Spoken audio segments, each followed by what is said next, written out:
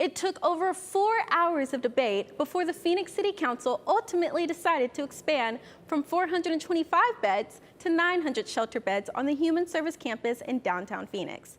Most people support the plan. The Cattlecock Medal for Most Distinguished American Picture Book for Children was established in 1937. It's taken 83 years for an Indigenous artist to receive the medal. I spoke with illustrator Michaela Gold about the value of proper representation. The holidays are here, and unfortunately so is COVID-19. I'm here live in Angelina County, where COVID-19 has infected almost 4,000 people and taken the lives of 99. And while these numbers are relatively small, it's still impacted the community and how they spend their holidays. With the election approaching, officials are trying their hardest to remind the public how important it is to register to vote. One of the easy and simple ways you could do that is by mailing in your application.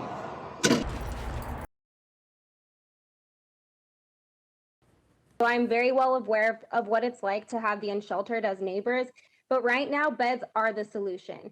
These human beings deserve a safe place to go when there's no other option or support left for them. Still, Andre House consultant Ash Us says she understands why some neighbors have concerns. For the people who live in the area, the fear is that if we add shelter beds, more people will come, and that things are already out of control, as people say.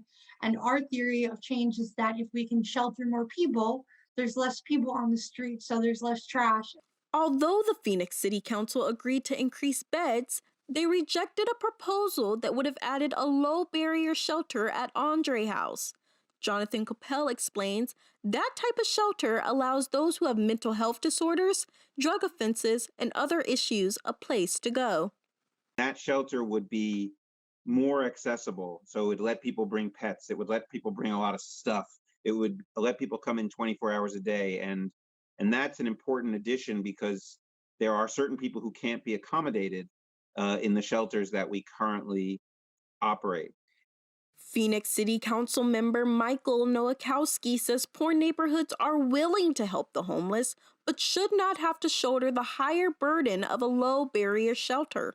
I'm letting you know that these individuals that live in trailer parks, that live in our public housing, that live in poor neighborhoods, probably the poorest of the poor, that they have a voice too, and that they want to be heard. And they want to make sure that the homeless individuals are taken care of, and they're willing to go from 425 to 900 beds. And that says a lot for the poorest of the poor.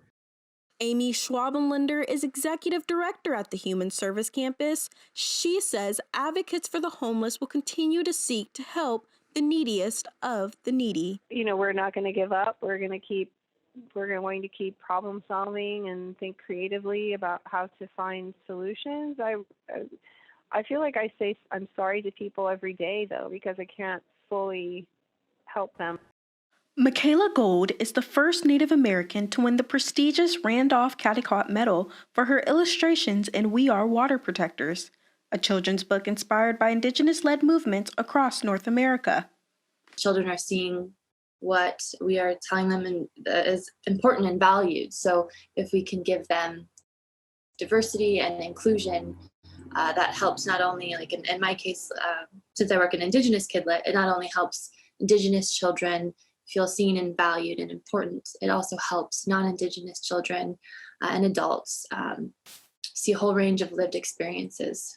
The book shows Indigenous activists who led protests like the one by the Standing Rock Sioux tribe against the Dakota Access Pipeline. I really wanted to make Standing Rock water protectors and water protectors around the world proud, and I wanted them to feel seen. And then within that, there's a lot of other elements I wanted to bring forward and really speak for Mother Earth. Her goals were to give Indigenous people an authentic voice, highlight the beauty of nature, and the need to work together. Indigenous people really protect and are stewards of the land, and they protect so much of the world's biodiversity. And so I think listening to them and taking their lead and helping support them and learning how to be an ally is incredibly important. Sean George is a South Region manager for the Phoenix Public Library System. He says it's important for Indigenous people to be correctly represented in books. I myself am mixed blood Choctaw and Muskogee, as well as European American heritage. So it's it's a very important topic to me.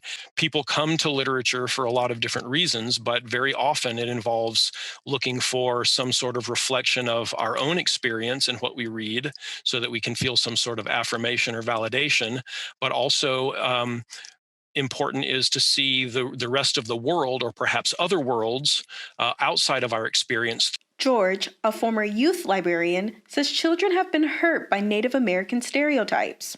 I've known children that have expressed a lot of pain and frustration over seeing, books that describe or represent Indigenous people and children as, as less than, or books about the frontier where they're treated, the stereotypes of savages and things like that. And that really does. I mean, I've known children who have said that that's not the way our culture is. That's not the way my family is. That's not the way my grandparents were. That's why George appreciates Gold's work. To see a book show you a mirror when you've gone so long and never seen one, it's a huge impact. So very personal.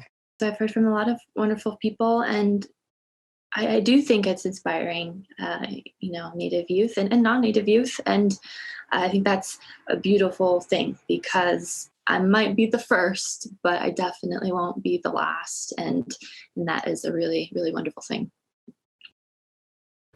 The Phoenix Public Library is returning to limited in-building services for 8 of their 17 branches today, more than a year after the pandemic forced a new normal. Community Relations Manager Lee Franklin says it will help restore the library's core mission.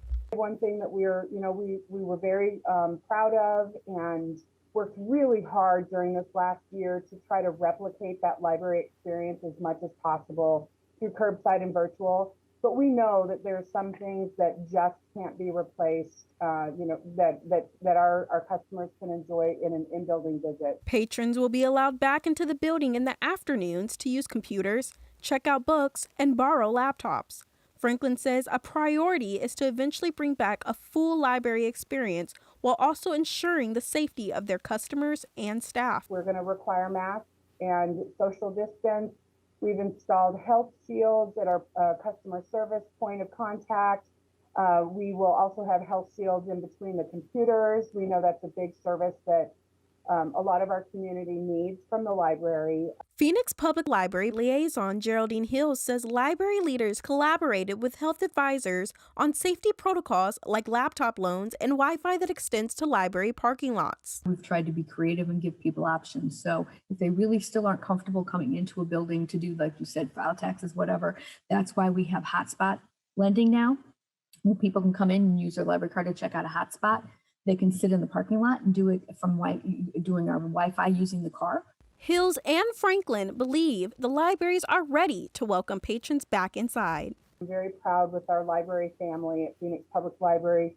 From within moments of having to close to in-building visits, everybody really just jumped in to figure out how can we continue to be the library for people. And they want to serve the community as safely as possible. In Phoenix, Brianna Alexander, Cronkite News.